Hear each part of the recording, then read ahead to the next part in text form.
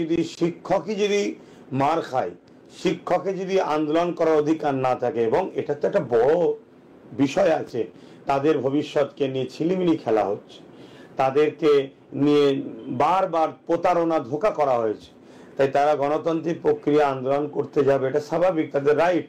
কিন্তু তাদেরকে রাজ্য সরকার এবং পিছনে কেন্দ্র সরকারের যে সাপোর্ট নিয়ে রাজ্য সরকার যেভাবে স্বৈরাচারী মনোভাব দেখিয়েছে, অবশ্যই এটা আমাদের নতুন প্রজন্মের জন্য একটা ধ্বংসের বাতাবরণ করছে, ধ্বংসের নমুনা দেখাচ্ছে। মানে শিক্ষা জগৎটাকে এরা মিটিয়ে দিতে চাইছে, তার একটা আবহাওয়া এরা তৈরি করেছে। এটাকে আমি চরমভাবে নিন্দা জানাচ্ছি। আর প্রত্যেকটা মানুষকে এর প্রতিবাদ করার মানে প্রয়োজন মনে করি। আর যার মধ্যে মানুষ সুরাতে মনুষ্যত্ব নেই, সে হয়তো এই অপকর্ম, এই ঘৃণ কাজ শাসকের করার পরও হয়তো শাসকের পক্ষপাতিত্ব নেবে।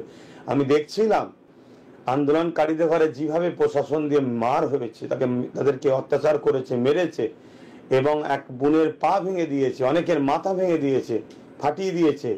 এটা আমার রাজ্যের জন্য নেতাজি সুভাষচন্দ্র বসু, রবীন্দ্রনাথ টেগোর, পীর আবু বকর সিদ্দিক, কাজী নজরুল ইসলাম এবং আরো অনেক মহামনীষীদের যে রাজ্য, এই রাজ্যের মানে জন্য খুবই লজ্জাজনক এবং দুঃখজনক। আমি এর তীব্র নিন্দা জানাচ্ছি।